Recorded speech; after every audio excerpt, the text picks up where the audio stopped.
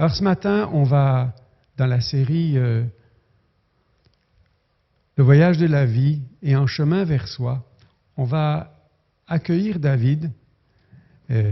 Pour accueillir David, on va aussi tout à l'heure écouter un petit vidéo humoristique qui va détendre un tout petit peu notre atmosphère. C'est toujours nos deux chippies, Lise et Linda, qui communiquent quelque chose sur la thématique du voyage de la vie. Je trouve ça superbe. Et on terminera sur cette note-là pendant que les enfants descendront. Mais juste avant, ce matin, David veut nous partager quelque chose dans sa vie qui est arrivé et qui, pour moi, est tellement précieux. David va nous partager ce qu'on a l'habitude d'appeler le burn-out. Et je lisais avant-hier, des statistiques qui disent qu'en 2023, 33% des pasteurs aux États-Unis ont voulu abandonner le ministère à cause du burn-out, à cause de l'usure qui est là. Donc ça a l'air d'être une job pas si extraordinaire et facile que ça. Et David va nous raconter comment est-ce que lui-même a traversé ces moments difficiles. Et pour moi, ce que David fait pour nous, c'est une preuve d'amour incroyable. Parce que les gens qu'on aime, on leur dévoile nos cicatrices. L'amour, c'est de dévoiler les choses les plus intimes, les plus profondes de la vie. Et David est peut-être un petit peu fébrile ce matin parce qu'on ne parle pas des choses profondes et de ses blessures comme on parlerait d'acheter un pain au chocolat. On livre le fond de son cœur. Et j'aimerais qu'avant que David vienne, on l'encourage vraiment et on lui montre une grande reconnaissance de partager ses cicatrices avec nous. Merci beaucoup. David, si tu veux approcher. Merci de l'accueillir chez vous comme ça avec un bon café. Tu sais que ça me fait plaisir, hein? Puis, la prochaine fois que je t'invite, c'est au chalet. Oh! Parce que l'année dernière, on a fait plein de rénovations et c'est rendu tellement beau. Ah oui, eh bien ça tombe drôlement parce que chez nous aussi, au chalet, on a tout rénové. Et la famille a tellement aidé, là, wow! On est-tu bien, hein, dans un chez nous rafraîchi? Ah oui. Mais, hein, regarde la photo. De notre côté, on a mis à jour notre équipement et nos procédures d'opération. Puis on s'est même procuré le luxe d'avoir une équipe musicale privée, rien de trop beau. Ça fait le plaisir des trois. Ah ben, c'est drôle, on a fait la même chose au chalet. Puis au chalet, chez nous, on reçoit une équipe pas pire. Bon, je ne vais pas me vanter, là, mais excellente, de conférenciers. Imagine. Oui. Et puis les jeunes, ils mettent tellement une belle ambiance dans la place. C'est fou. Je veux pas te relancer, mais écoute bien ça, c'est incroyable. OK. On a le bonheur d'avoir une équipe bâtiment de feu. Ah ouais. Ben là, je ne sais pas si ton équipe bâtiment est aussi haute que la mienne. Mais la mienne est tellement en feu là, qu'elle éteint les dégâts d'eau. Ah oui? Oui. Hey. Coudonc, nos chalets, ça ressemble beaucoup. On là. dirait. Je suis curieuse, hein? Donne-moi ton adresse. Faut que j'aille vous visiter. Ah. Merci, madame. Voilà. Mais là, ça, c'est l'adresse de mon chalet. Le Hub Rive-Sud? Non! Non! Oui! Il y a tellement du nouveau beau monde qu'on ne s'est même pas croisé. Hey. Là, ça explique tout. Notre fierté, notre bonheur partagé. Et on se donne rendez-vous là-bas. On appelle notre Nathalie nationale pour lui demander de nous préparer du bon café. Oui. Puis cette fois-ci, on va pas se manquer. Non. Elle est belle, hein? Oui. Hey, c'est tellement au goût du jour. Ça paraît qu'on s'en est inspiré pour le chalet. Oui.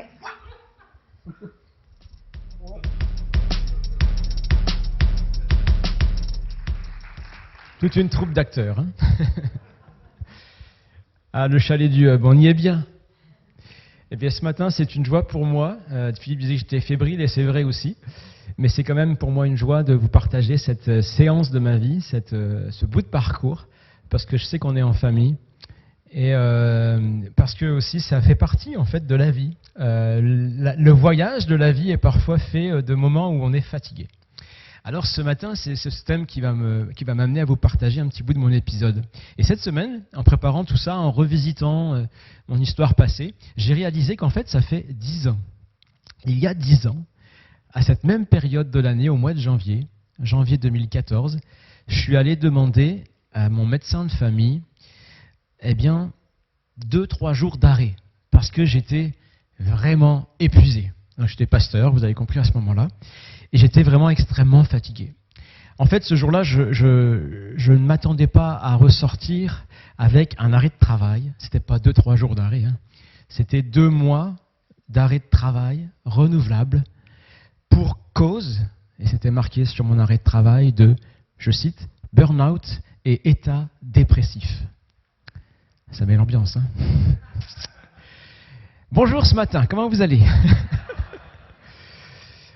Voilà, Philippe m'a demandé de vous partager ce bout de mon parcours. Qu'est-ce qui s'est passé à partir de ce jour-là? Alors, spoil, ce n'est pas un bout de voyage vraiment très excitant. Je ne m'attends pas à ce que vous sautiez sur vos chaises en disant « oui ». Mais c'est vrai que ce bout de voyage, je veux en parler quand même. Pourquoi? Parce que finalement, ce n'est pas aussi un morceau de voyage qui est forcément que ténébreux et que triste, mais c'est un morceau de ma vie aussi dans lequel j'ai rencontré le Dieu de grâce. Et je crois que malgré le fait qu'il y ait des ténèbres dans cette histoire, c'est quand on est dans le plus sombre que la lumière jaillit. Et c'est une histoire aussi qui n'est pas dépourvue de grâce. Et si je le fais, c'est surtout pour peut-être celui ou celle qui pourrait passer par la même séquence de vie, peut-être maintenant, ici dans ce lieu ou peut-être en ligne qui écoute ce message. Alors c'est pour toi que je le fais et que j'accepte de le faire. Je ne sais pas par quoi commencer, mais je vais commencer par cette citation. Qu'est-ce que vous pensez de cette citation? Pas celui-ci, mais celui-là. Voilà, c'est une citation que j'ai découvert, si c'est possible de l'avoir en grand, pareil que Philippe, que il demandait tout à l'heure. Une citation d'un romancier que j'ai découvert l'année dernière, puis Philippe Paulet-Villard, qui écrit ceci dans ce texte. Dans un voyage, je vais vous le lire, alors en double, ce n'est pas la destination qui compte, mais presque toujours le chemin parcouru et les détours surtout. Je ne sais pas ce que vous en pensez. Dans un voyage, ce n'est pas la destination qui compte, mais presque toujours le chemin parcouru et les détours surtout. Quand je l'ai lu cette phrase, je me suis dit, c'est tellement vrai. Mais si je l'avais découvert il y a peut-être 15 ans de ça, je pense que j'aurais dit hérésie en tant que bon pasteur, parce qu'on ne peut pas dire que la destination ne compte pas dans le voyage. Philippe va en parler la semaine prochaine. Il y a une vie après la mort et il faut s'y préparer, n'est-ce pas? Mais comme il le disait la semaine d'avant, y a-t-il une vie avant la mort? Et est-ce que cette vie-là mériterait qu'on s'y intéresse aussi? Et c'est vrai que lorsqu'on est dans le parcours de la vie, c'est pas seulement la destination qui compte, c'est important bien sûr, mais c'est aussi, et c'est presque souvent le chemin parcouru. Pourquoi? Parce que c'est en cheminant qu'on va devenir et que finalement on va arriver quelque part. Et les détours parfois de la vie, sont ceux qu'on n'attend pas, parce que c'est un détour, ce n'était pas dans notre checklist, on va passer par là, mais c'est souvent par ces détours qu'on apprend le plus de la vie. C'est pour ça que je reçois cette parole maintenant comme avec de la vérité dedans. Et j'ajouterais peut-être juste à cette citation que les détours comptent, mais des fois aussi et surtout les rencontres qu'on fait pendant ce détour. Et moi, je vais vous raconter un peu comment j'ai redécouvert le Seigneur que je prêchais, le Jésus que je prêchais, que je servais, à travers ce détour dans ma propre vie. Alors, avant de vous parler de moi, j'aimerais vous parler d'un autre voyageur. Ça va nous servir d'introduction. C'est un grand missionnaire, on parlait de mission tout à l'heure, un grand missionnaire, un grand évangéliste, c'est un personnage de la Bible. Peut-être certainement celui qui a accumulé le plus de kilomètres à son compteur. Il a voyagé par les terres, par les mers. Vous avez une idée? L'apôtre Paul. Effectivement, l'apôtre Paul a fait de nombreux voyages. Il a traversé les terres, il a traversé les mers. J'ai même découvert que il y avait une université qui avait mis sur pied une plateforme, ça s'appelle Orbis, c'est l'université Stanford, et en fait elle te permet de calculer, d'estimer un petit peu le nombre de kilomètres, le coût que ça a pu représenter, le voyage les voyages de l'apôtre Paul. Si c'est possible de mettre en écran plein, puis de le laisser en écran plein tout le temps de la prédication, ça sera plus agréable, merci. Les voyages de Paul, il en a fait 3, il a fait un dernier voyage à Rome, etc. Et en fait, quand on fait cette estimation, ça représente quand même un 16 546 km, approximativement parlant, de voyage. Je ne sais pas si c'est combien la distance que vous avez parcourue jusqu'à date. Si on cumule un petit peu la durée que ça a pu lui prendre à travers, parce que ce n'était pas des TGV, des trains grande vitesse, les avions, etc., se déplacer à pied, etc. 281 jours de voyage quand même, c'est pas rien. Et quand on parle budget, le trésorier, juste un petit voyage missionnaire comme ça, des petits voyages, 116 152 $. C'est à peu près les équivalents en dollars des deniers de l'époque. Donc c'est intéressant, c'est instructif, ça donne une image un petit peu de ce que ça pouvait représenter. Vous avez tous répondu Paul, mais ce n'était pas Paul la réponse.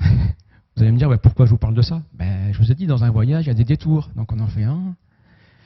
Mais c'est vrai que l'apôtre Paul, ça aurait pu être un personnage intéressant pour parler du burn-out, parce qu'à un moment donné, il dit,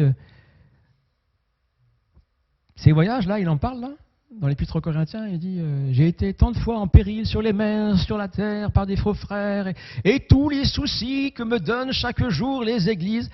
La liste, elle est tellement grande qu'on se dit wow, il en a bavé. Mais c'est pas de Paul que je veux parler, parce que figurez-vous que c'est pas lui qui a accompli le plus grand des voyages. Alors, on va parler d'un grand voyageur qui a accompli le plus grand des voyages. Son récit est vraiment dans le Nouveau Testament, mais on en parle aussi dans l'Ancien Testament. C'est Jésus.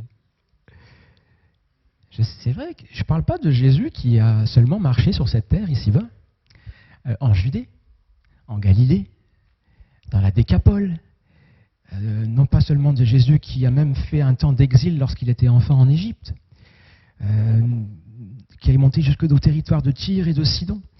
Mais je parle de ce grand voyage que Jésus a fait, un voyage qui ne se mesure pas en miles, en kilomètres, qui ne se mesure pas non plus en jours ou même en années, qui ne peut pas se chiffrer en dollars, en euros ou en deniers, du grand voyage de Jésus.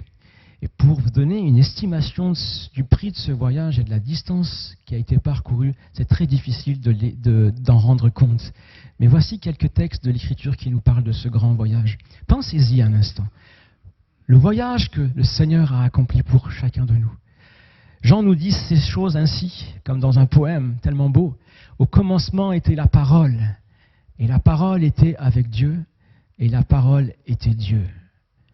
Et puis il décrit toute cette parole, et là il arrive, verset 14. Et la parole a été faite chair, elle a établi résidence, elle a habité parmi nous, tel un homme. Elle est venue comme un homme plein de grâce et de vérité. Jésus. Le voyage de Jésus. L'apôtre Paul, on parlait de lui tout à l'heure, il décrit aussi le Seigneur.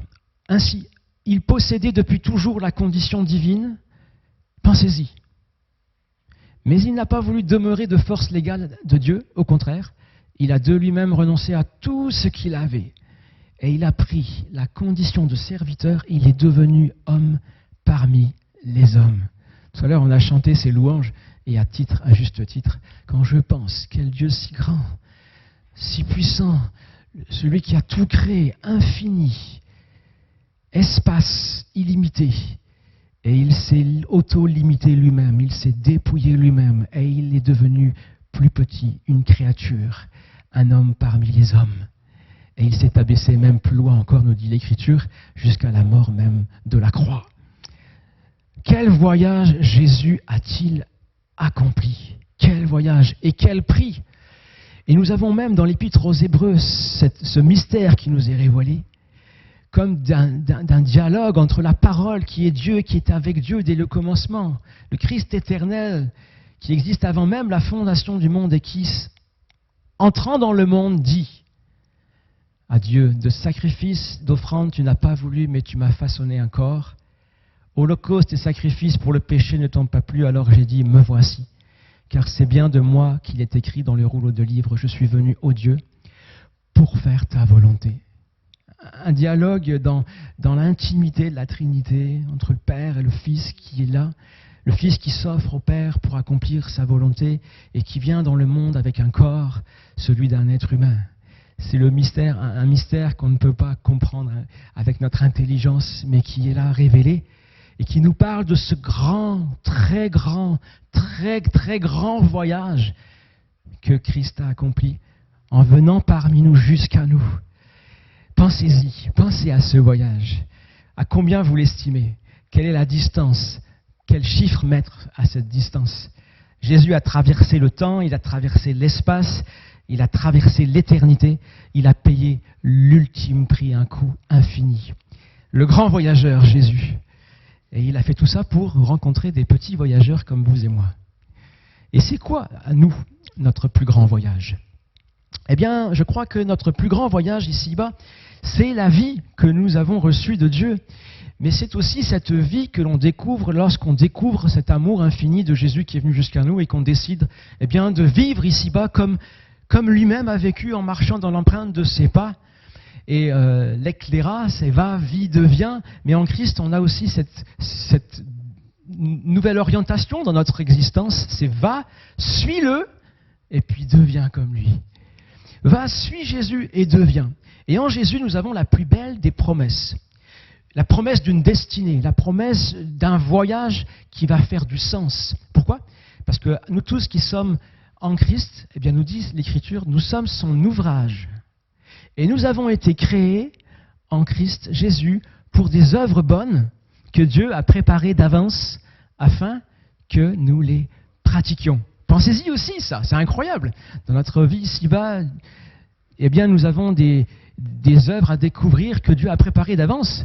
Vous les connaissez, toutes ces œuvres? Vous en avez peut-être déjà découvert si vous avez un peu de route derrière vous. Mais il y en a encore d'autres qui sont devant vous. Parce que ce n'est pas juste une œuvre que Dieu a préparée, mais c'est des œuvres. Il y en a plusieurs. Il y a des saisons, il y a plusieurs périodes. Et dans chacune de ces périodes, on a cette assurance que celui qui a préparé toutes choses d'avance pour nous va nous aider à les découvrir. Ce n'est pas un jeu de cache-cache piégé. Là. Alors moi, cette prière, cette promesse, elle est devenue ma prière à 18 ans, alors que je m'étais éloigné à un moment donné de toutes les choses de Dieu, puis que je suis revenu. Et là, il est venu sur mon cœur à un moment donné dans une expérience, un camp de jeunesse, je pense à nos jeunes, nos ados qui ne sont pas là ce week-end. Et bien dans ce moment-là, il y avait comme en moi un feu qui bouillonnait. Je ressentais comme si Dieu voulait m'appeler à le servir. Puis c'était si fort qu'à un moment donné, je suis allé dans un bungalow, un mobil-home qui était là à l'écart, puis je lui ai fait une prière. J'ai prié comme peut-être jamais j'ai prié. Et là, dans ce secret, je lui ai dit des choses. De secret de bungalow, j'ai prononcé des mots à Dieu, je lui ai posé des questions. Je voulais savoir si ce que je ressentais, c'était des lubies, c'était une folie, c'était mon imagination ou si ça venait de lui. Puis j'ai eu la conviction ce soir-là, dans ce face-à-face avec mon Dieu, que j'allais bientôt avoir une réponse. Puis ça n'a pas tardé. 24 heures plus tard, quelqu'un dans la réunion a parlé comme en étant inspiré par Dieu, puis il a repris les paroles que j'avais dites en secret, dans le secret de mon bungalow. Et le Seigneur répondait mot à mot en disant, ma réponse, c'est oui. Alors ce jour-là, Dieu et moi, on s'est dit oui. Ça a été comme une alliance d'amour. Je vais te servir, Seigneur, et tu m'appelles à le faire. Alors comment ça s'est concrétisé après ?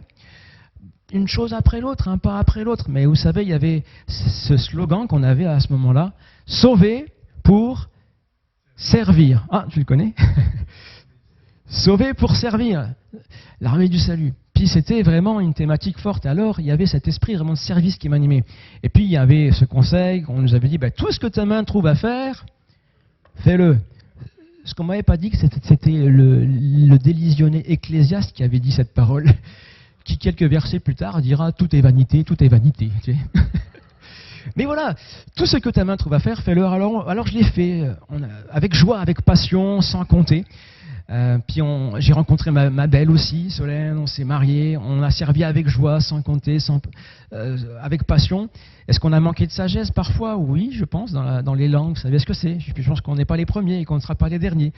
Mais pour le Seigneur, on fait toutes sortes de sacrifices, mais c'est même pas un sacrifice parce qu'on a le cœur qui bouillonne, n'est-ce pas? On veut aller au-delà, vers l'infini et au-delà. Alors jusqu'à un moment donné, on s'est dit, mais quand même, on vient de se marier. Et puis, on n'a pas une seule soirée pour nous. Hein. Tu as vu, le lundi, je suis au cours Insté, ça c'était la formation de disciples. Le mardi, on avait la réunion de prière. Je parle des soirées parce que la journée, j'étais en doctorat, alors j'avais beaucoup de travail. Le mercredi, on avait la chorale. Le jeudi, il y avait la réunion de prière de la deuxième église, parce que nous, une, ça suffisait pas. Alors, on allait à la deuxième. On avait le vendredi soir la réunion de prière. Là, c'était avec les jeunes. On faisait des chants pour la réunion. Après, on avait le samedi, le week-end, enfin. Le samedi, donc, il y avait toutes sortes d'activités. Vous savez ce que c'est, le week-end dans l'église. La jeunesse, les ados, le dimanche, l'église, le culte à une église des fois, la réunion d'après, on va de l'autre église. Enfin. Puis, même jeune, on s'est un peu senti fatigué à un moment donné. Il va falloir que j'arrête quelque chose, mais quoi? Je sais pas, je pense que, non, là, ça je peux pas, ça non plus. Ça. Bon, vous voyez un peu le schéma. Mais il y avait ce zèle. Alors, on s'est équilibré, rassurez-vous, hein. Mais voilà, les choses ont évolué, puis toujours avec ce feu pour servir. Puis 10 ans après, une porte s'ouvre pour le ministère. Cette fois-ci, c'est le vrai, quoi. Vous voyez, avec les titres et puis les galons, quoi. C'est-à-dire, on va vraiment se mettre en formation pour devenir pasteur officiel, quoi. Et on y va avec une direction de Dieu, parce que c'est un moment où Dieu ouvre une porte de manière assez surprenante. Je ne vais pas raconter tout ça, juste pour que vous voyez le background. Et le ministère, la joie du ministère, je ne vais pas vous en parler parce que vous auriez trop envie de faire tout ce pasteur. Alors, mais il y a des joies, il y a des peines, il y a des combats, il y a des exploits, il y a des soucis. Des fois on pleure, des fois on rit, on apprend, on grandit. Souvent, on est souvent confronté à trop de défis par rapport aux ressources qu'on a. Beaucoup de défis et c'est ça, peu de moyens. Mais heureusement, on a le patron qui est là. Et il est toujours là et on peut compter sur lui. Et donc, dans cette conviction que, oui, les défis sont surhumains, mais ce n'est pas grave. On a avec nous le Dieu des miracles. Le Dieu des miracles, le Dieu inébranlable, le Dieu infatigable. La parole de Dieu ne dit-elle pas, Ésaïe 40, verset 26, « Ne l'as-tu pas reconnu, ne l'as-tu pas entendu, c'est le Dieu d'éternité, l'Éternel qui a créé les extrémités de la terre, il ne fatigue pas, il ne se lasse pas, son intelligence est insondable. Et tous ceux qui espèrent en lui renouvellent leur force, ils prennent leur vol comme des aigles, ils courent, ne se lassent pas, ils marchent, ne se fatiguent pas, ils enchaînent des marathons et ils trouvent ça facile. » Ça, c'est moi qui l'ai ajouté. Alors, c'est vrai, je mets un peu d'humour, mais on sait qu'on est des hommes, mais on croit qu'on est des surhommes, parce qu'on a le Dieu de l'impossible avec nous. Donc, le Dieu infatigable est avec nous, il nous donnera les forces qu'il faudra au moment voulu. Alors, on fonce, on ne compte pas. Alors, c'est vrai que des fois, ce verset était difficile à assumer, parce que tu te sens quand même un peu fatigué, tu vois, au bout d'un moment, un peu lassé. Mais alors là, on trouve quand même des versets mascara, ou des versets masques, comme vous voulez. C'est, par exemple, pour les jours où tes cernes te trahissent quand tu dis que tu n'es pas fatigué. J'en ai trouvé un, donc Juge chapitre 8, verset 4, « Fatigué, mais poursuivant toujours ». Ça, c'est Gédéon et ses 300 hommes. À un moment donné, il est parlé de lui, qu'il était fatigué, mais qu'il poursuivait toujours. Alors des fois, on s'auto-console avec quelques versets comme ça. Et puis, des fois aussi, c'est vraiment pour le jour où tu es vraiment brûlé, mais brûlé. Et je le dis avec humour, mais je vais vous dire que ça, je l'ai dit vraiment pour de vrai un jour. C'est « Allons-y, nous aussi, pour mourir avec lui ». Ça, c'est Thomas qui un jour va dire ça. Il n'avait pas tout à fait compris le schéma, le plan, puis pour lui... allons-y, quoi. Allez, il y a du courage là-dedans. Il avait mis son casque de gladiateur, puis il a dit « On y va, nous aussi, on va aller mourir. Hein. » C'est une voie sans issue, mais c'est pas grave. On suit, on tient bon, on est fidèle à notre appel. Alors, je le dis avec humour, mais c'est des phrases que j'ai dites pendant les années qui ont précédé mon burn-out. Et notamment celle qui a été juste avant, cette prière de Thomas, je l'ai prononcée. C'était l'été 2013, puis je sentais que la reprise allait être vraiment, mais vraiment dure. Et j'avais de l'appréhension.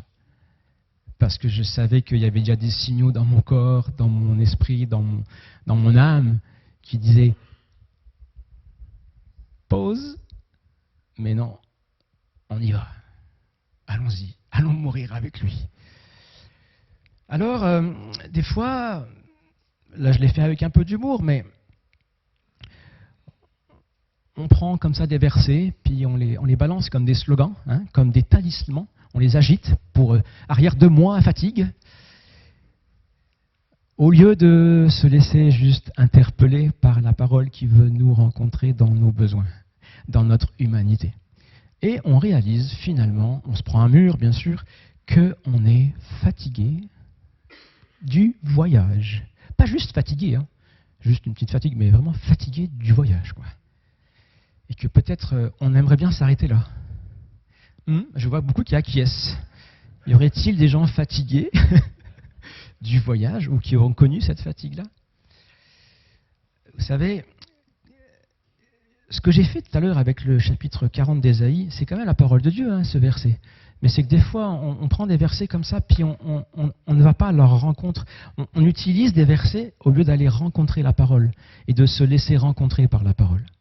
Et Ésaïe 40, verset 28 est un verset qui se trouve dans la parole de Dieu, qui nous parle du Dieu qui ne se fatigue et ne se lasse.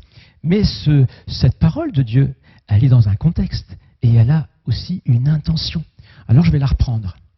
Ne l'as-tu pas reconnu, ne l'as-tu pas entendu? C'est le Dieu d'éternité, l'Éternel, qui a créé les extrémités de la terre. Il ne se fatigue ni ne se lasse.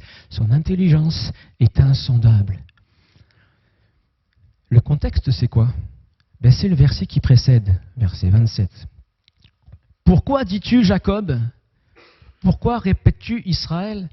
Ma destinée est cachée à l'Éternel. Mon droit passe inaperçu de mon Dieu.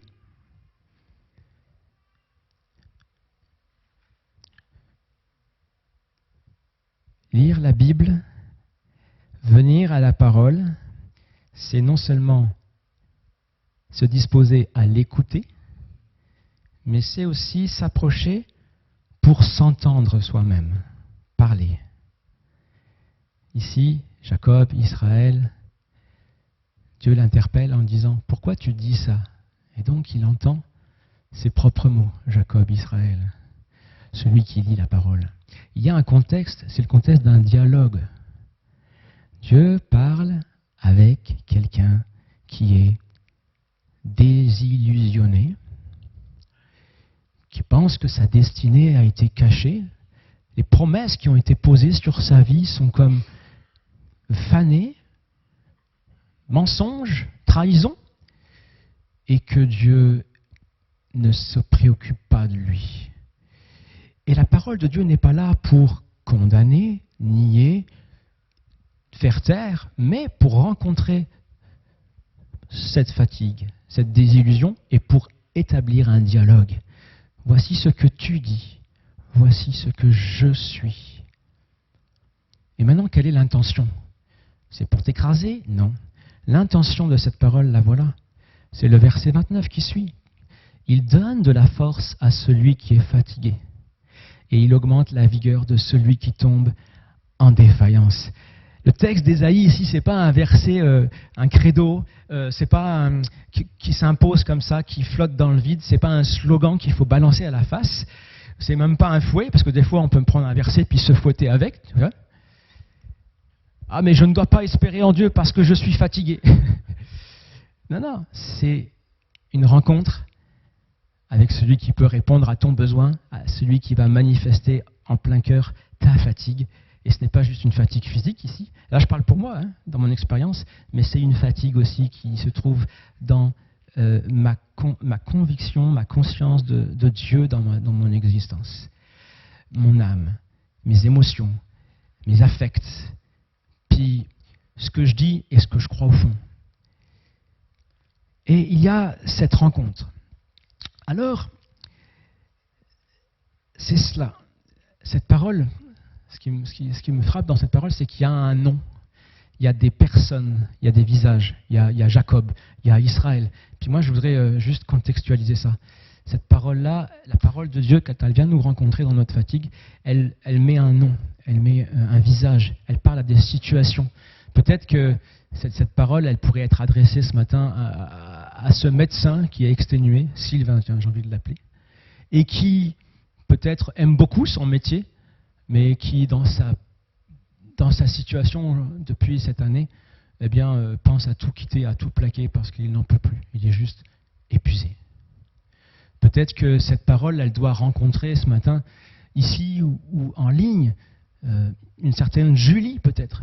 C'est une étudiante de cégep qui a réussi son année, mais qui est prise avec de la déprime, avec de l'angoisse, avec de l'anxiété. Parce que quand elle pense à l'avenir, elle est comme tétanisée. Et elle ne sait pas quoi faire. Alors on dira, mais tu as toute la jeunesse devant toi, tu as toute la vie, tu as toute l'espérance. Mais elle, ce qu'elle vit dans son âme, au plus profond d'elle-même, si tu arrives à voir derrière le mascara, ben c'est des angoisses, des pleurs, et peut-être même une envie d'en finir.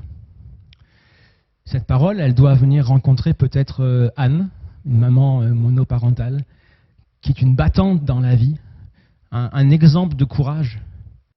Elle en a pris des coups, mais là, ça fait quelques semaines, elle n'a plus la force de se lever, elle ne trouve plus le courage, elle n'a plus l'énergie, elle est au bout du bout, au bout de ses ressources. Brûlée, cramée, si vous le voulez. Est-ce que la vie vaut la peine encore d'être vécue? Ces visages-là, vous savez ce que c'est, parce que vous êtes, vous, comme moi, des êtres humains, puis on est tous, à un moment donné, avec des degrés différents, confrontés à de la fatigue. Mais il y a des fatigues telles qu'à un moment donné, c'est juste le goût du voyager qui n'est plus là, qui ne brûle plus. Et cette parole-là, dont je parle, ben, elle est venue me rencontrer, moi, David, j'aurais dû rajouter ma photo là, le pasteur burn-outé, enfin je ne sais pas si ça se dit ça, en burn-out et état dépressif, m'a dit le médecin. Et elle avait besoin de venir à moi. Alors, comment vous raconter comment cette parole est venue? C'est compliqué pour moi. Parce que j'ai vécu tellement de choses que je ne peux pas résumer ça en un message. Mais je voudrais juste partager une chose qui a été vraiment comme précieuse pour moi et qui, ce matin, peut être aussi un trésor pour quelqu'un. Bien sûr, quand on est fatigué comme ça, on a envie de demander « mais pourquoi t'en es arrivé là ?» Puis c'est une question légitime. Oh, moi, je me la suis posée pendant des années, figurez-vous, ce pourquoi. C'est comme les pourquoi de Job qui résonnent à droite et à gauche tout le temps. Et quand on a cette détresse qui n'est pas juste physique, j'avais perdu du poids, j'avais perdu mon sommeil, j'avais des insomnies chroniques, je n'avais plus le goût de manger, perte de sommeil, c'est ça, de nourriture, la libido, n'en parlons pas. Enfin, tous les signaux physiques étaient présents, mais il n'y avait pas que cette souffrance-là, il y avait aussi la souffrance psychique, j'ai envie de dire. Émotionnelle, c'est quoi? Ça va être de l'exaspération, de la fragilité émotionnelle, tu peux être irrité pour un rien, 2 secondes après tu te mets à pleurer parce que en fait tes ressources émotionnelles sont comme cramées, brûlées. Et tu es en mode d'une grande instabilité, une incapacité sociale.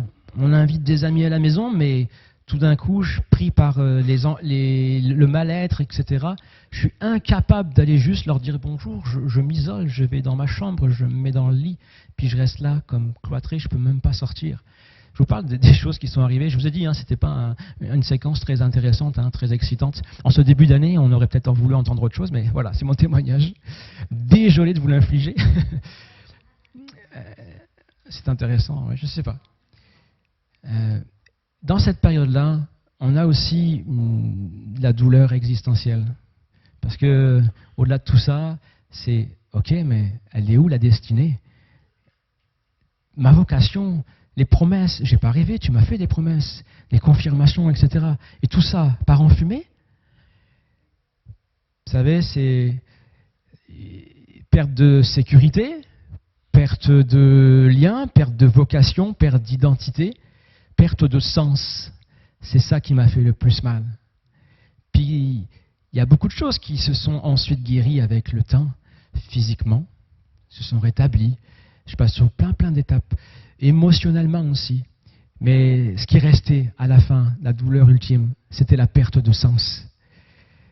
Et dans cette grande fatigue, mais quel est le sens du voyage? Eh bien, oui, la parole est venue me rencontrer. plusieurs fois. Et je voudrais vous partager ce matin certainement une qui m'a touché. Mais avant de la dire, je veux revenir sur ce que je viens de dire tout à l'heure. C'est un peu décousu aujourd'hui. J'ai eu beaucoup de mal à mettre ce message par écrit. Soyez pas surpris. Mais tout à l'heure, je vous disais, venir à la parole non seulement pour l'écouter, mais pour s'écouter. Ok ? Voici comment pour moi ça s'est passé. C'est un texte, décidément du prophète Ésaïe, qui m'a parlé. Un texte qui parle de vocation, de destinée, mais qui fait entendre une voix d'incompréhension. Le Seigneur m'a appelé depuis le ventre maternel. Il a rendu ma bouche semblable à une épée acérée. Il a fait de moi une flèche aiguë. Il m'a dit, « Tu es mon serviteur Israël, c'est en toi que je montre ma splendeur. » Mais moi, j'ai dit, c'est pour rien que je me suis fatigué. C'est pour le chaos, la futilité, que j'ai épuisé ma force.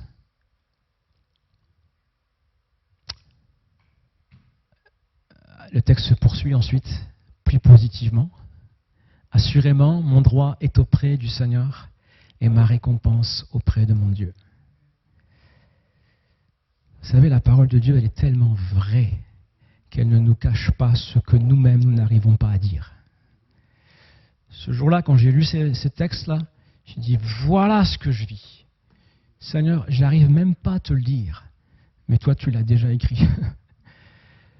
C'est pour rien que je me suis fatigué. C'est pour le chaos, la futilité que j'ai épuisé ma force. Ça a servi à rien tout ça, Seigneur. Ce que j'arrivais pas à dire, Dieu l'avait déjà entendu. Je l'ai même vécu une fois avec Solène, ma femme, qui, juste avant que je sois dans cette phase où ça a été diagnostiqué, cette fameuse été où je disais comme Thomas, allons-y mourir avec lui, vous savez là, je vous ai parlé.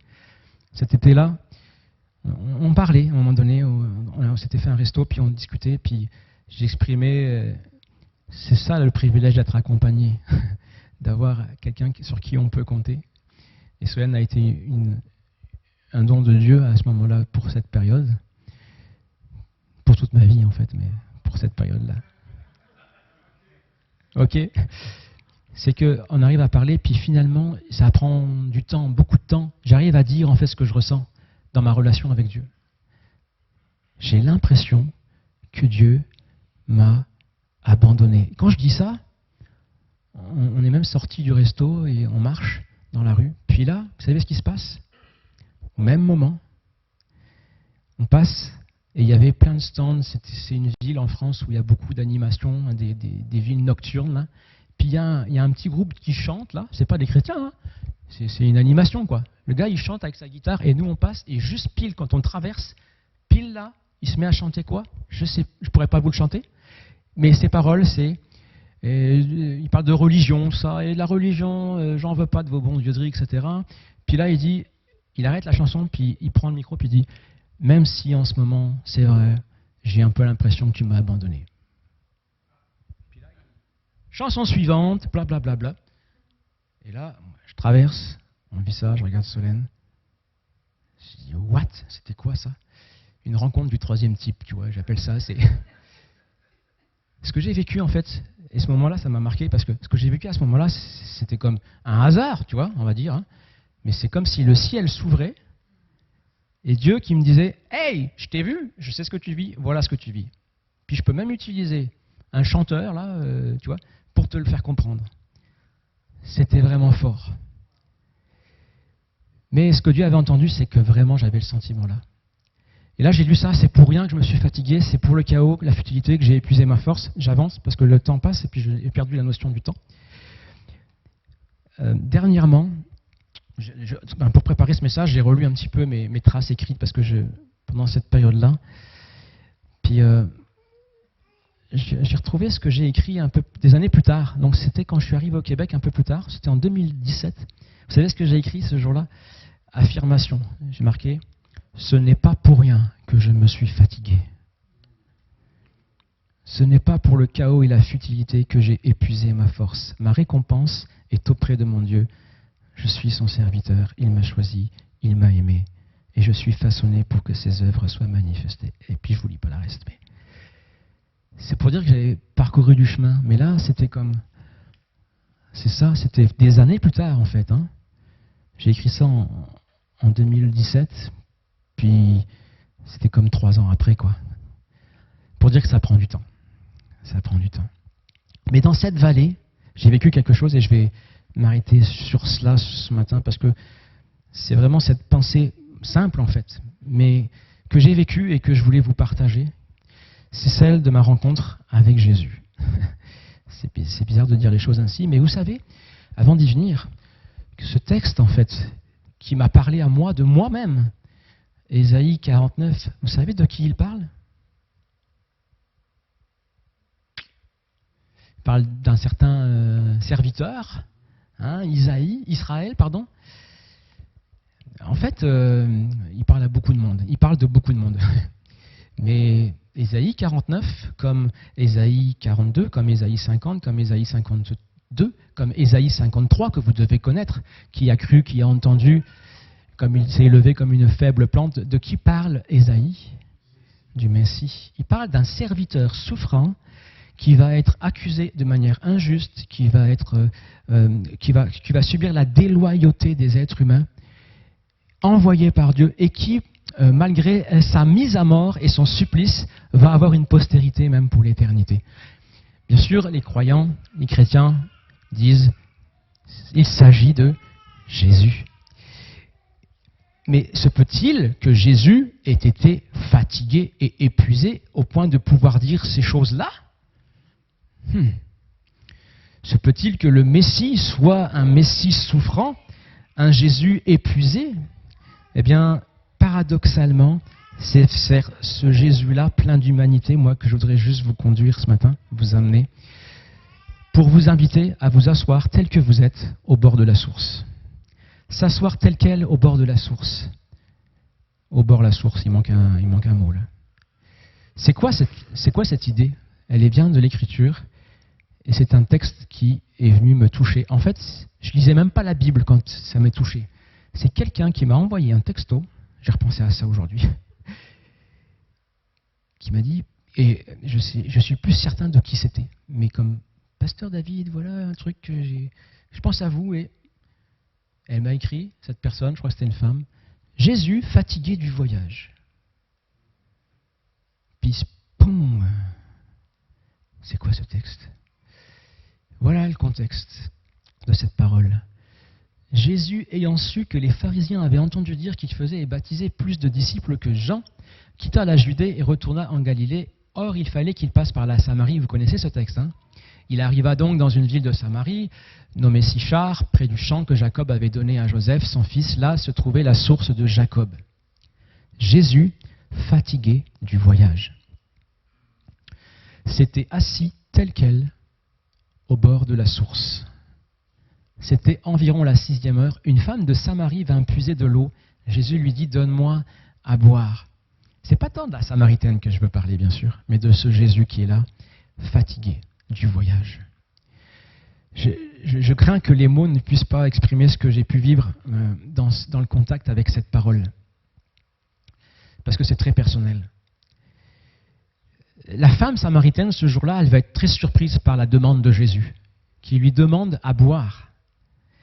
Mais je crois qu'on devrait être nous aussi surpris par cette demande, par cette réalité, par cette vision de Jésus dont la parole de Dieu dit qu'il est fatigué du voyage. Alors on pourra minimiser sa fatigue en disant que oui, c'est une fatigue d'ordre physique juste, parce qu'il a marché de Galilée, il est allé en Galilée, de la Judée en Galilée jusqu'à la Samarie, ça fait quand même un voyage et il est fatigué physiquement. Et c'est vrai, Jésus physiquement est fatigué du voyage, c'est pour ça qu'il s'assoit ici. Mais derrière cette fatigue de Jésus, il y a beaucoup plus aussi que l'on peut entendre. Et moi, c'est beaucoup plus que j'ai entendu dans ma fatigue. Ce Jésus fatigué du voyage pouvait me comprendre moi.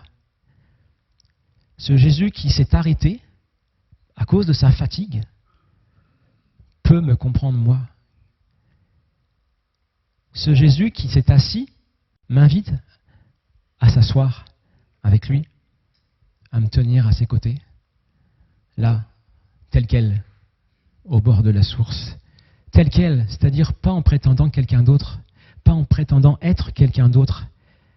Jésus s'est assis tel quel au bord de la source. Il ne s'est pas assis en bon pasteur, il ne s'est pas assis en Dieu infatigable, il s'est assis tel un homme épuisé. Il s'est assis tel quel, comme ça, brut, en toute authenticité. Une des choses que j'aime au Hub, c'est les valeurs du Hub. Vous connaissez les valeurs du Hub? Le P de passion, le H de honneur, le A, authenticité, le R de relation et le E de équilibre.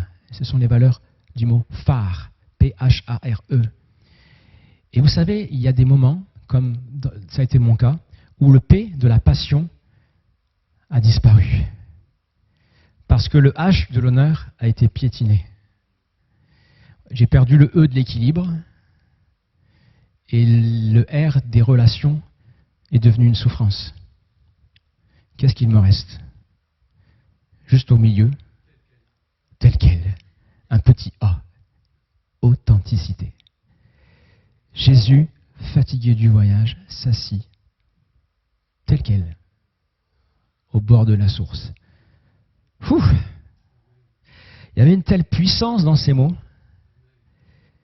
Il y avait, vous savez, le Dieu de la création, le Dieu qui a tout créé, un mot et il met une galaxie en orbite. Mais là, le geste qu'il a posé ce jour-là, c'était plus puissant que ça. C'était aussi puissant qu'une résurrection des morts. Jésus s'est juste assis au bord du puits de la source parce qu'il était fatigué du voyage. Et le Dieu Tout-Puissant est venu nous rencontrer. Il a fait un grand voyage. Pensez-y encore, du voyage de Jésus. Il est descendu du ciel. Il a traversé le temps, l'espace. Il a payé le prix le plus fort. Il s'est dépouillé de tout ce qu'il avait. Voilà ce qui lui a coûté ce voyage. Pourquoi? Pour venir s'asseoir tel quel, comme un homme fatigué du voyage, au bord de la source. Alors oui, bien sûr, on dira, mais il demande à la Samaritaine de l'eau à boire, mais c'est juste pour engager la conversation. Vous croyez que Jésus est en train d'utiliser un prétexte qui fait semblant? Non, non, Jésus s'est assis tel quel. Et s'il s'est assis, c'est parce qu'il avait besoin de s'arrêter, de se reposer, comme moi j'avais besoin de m'arrêter, de me reposer. Et si Jésus a assumé son humanité et toute son humanité et toute la fragilité de cette humanité, alors moi aussi je dois apprendre à assumer mon humanité, toute la fragilité de mon humanité. Parce qu'en plus de ça, moi je n'ai pas le pouvoir de la divinité, même si en Christ nous avons reçu le pouvoir de devenir enfants de Dieu. Et ce jour-là, ce n'est pas juste l'histoire de Jésus, la source d'eau vive qui va donner à boire à la Samaritaine, mais c'est aussi et en même temps l'histoire du Dieu infatigable qui s'est fatigué et qui est fatigué et qui a besoin d'un bon Samaritain pour venir le désaltérer. On a de quoi être perdu dans cette image. Mais alors, mais Jésus n'a-t-il pas dit qu'à chaque fois qu'on donnait à boire à un de ses plus petits, c'est à lui que nous le faisions? Nous avons besoin de reconnecter à l'humanité pour vivre ce voyage, non pas comme un terminus, mais comme une étape. Et pour vivre le détour, non pas comme un arrêt, mais comme un apprentissage. S'arrêter, boire et se relever. Et ce qui a marqué mon attention dans cette histoire, c'est que Jésus a demandé à quelqu'un d'autre, « Donne-moi à boire ». Je me suis posé la question, pourquoi est-ce qu'il a posé cette question ? Peut-être parce qu'il était assis et qu'il n'avait même pas la force de puiser lui-même. Méditez là-dessus. Est-ce que nous aussi, nous sommes capables de reconnaître que nous avons besoin de quelqu'un d'autre pour nous aider? Dans le parcours qui a été le mien, je dois vous confesser ceci, c'est que c'était difficile d'accepter cette aide. Parce qu'on a l'habitude d'être soi-même ceux qui aident. Mais là, il faut qu'à ton tour, tu te fasses aider. « Hé, médecin, comment vas-tu ?»« Pas très bien. » « Hé, pasteur, comment vas-tu ?»« Mal. » Et ta relation avec Dieu ? Mal. Et ta relation avec les gens, mal. Et toi, j'ai mal. J'ai mal. J'ai mal. Et la parole de Dieu nous dit, mais laisse ce mal sortir de toi. Confesse-le, prie-le, parle-en. Parle-en à Dieu, parle-en à d'autres. Trouve de l'aide. Dis à quelqu'un, donne-moi à boire s'il te plaît. J'en peux plus, j'ai soif. Si Jésus l'a fait, qui suis-je pour refuser de le demander? Alors, s'asseoir tel quel, au bord de la source.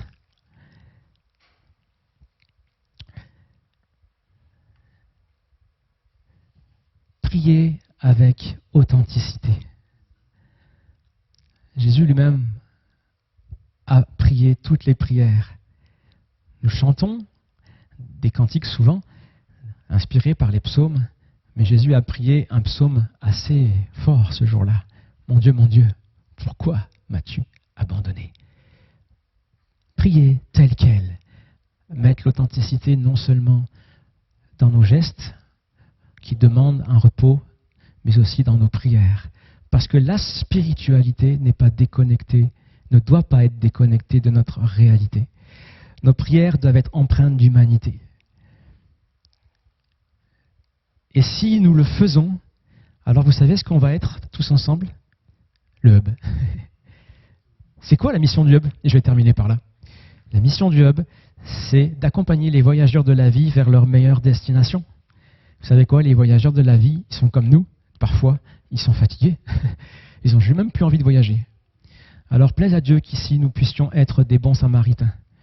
Pour un fils de Dieu ou une fille de Dieu qui peut-être est fatigué et accepter juste de lui donner un verre d'eau, ce sera accomplir le plus grand des ministères. Ce sera marcher dans l'empreinte des pas de Jésus et accomplir notre destinée. Ce sera manifester le royaume de Dieu sur terre. Bien sûr, je vais m'arrêter là. Je vous inviterai juste à un temps de recueillement, de prière, puis d'authenticité. Je crois je voudrais pas juste m'arrêter ce matin sur ce partage un peu d'expérience décousue, là, d'ailleurs. Et puis, cette image de Jésus qui est là, mais qu'on puisse le vivre tout simplement. Je ne sais pas si on a encore quelques minutes. Oui. Et c'est possible juste de mettre un peu de piano. Je ne sais pas, est-ce que quelqu'un est fatigué ce matin, tout simplement? Et on est dans le hub ici pour retrouver les forces. Alors, on est chacun le bon samaritain de l'autre, et on est tous aussi des enfants de Dieu. Et pourquoi on ne s'assirait pas ensemble? On est déjà assis, il n'y a que moi qui est debout ici. Quelques-uns. Pourquoi on ne serait pas les uns avec les autres pour prier ensemble pour son voisin? Comme Jésus a été une source pour la Samaritaine, comme la Samaritaine a été une source pour Jésus, mais juste à être ensemble et puis à faire cette prière tous ensemble. Mon Dieu, viens ranimer en nous le feu que tu as mis. Parce que le voyage, il nous épuise, il éreinte, mais on croit que ensemble, ton esprit est à l'œuvre et peut nous ranimer. Puis s'il y en a qui ont un besoin particulier de prière, approchez-vous sur le devant par exemple, et puis quelqu'un a cœur de prier pour la personne, approchez-vous avec elle et puis priez. Vous pouvez le faire aussi sur place, mais qu'ensemble on puisse faire remonter ce cri d'authenticité. Venir à celui qui a dit, venez à moi vous tous qui êtes fatigués et chargés, puis je vous donnerai du repos. Voilà. Et on est son corps ici, donc tu es les mains de Jésus ce matin, tu es la bouche de Jésus aussi ce matin. Ta bouche est fatiguée, tes mains sont fatiguées. On est dans notre humanité, mais on peut prier les uns pour les autres. Et je crois que l'Esprit de Dieu est celui qui, rappelons-nous, nous donne des forces à ceux qui sont fatigués et donne du courage à ceux qui sont lassés. Oh, viens Jésus.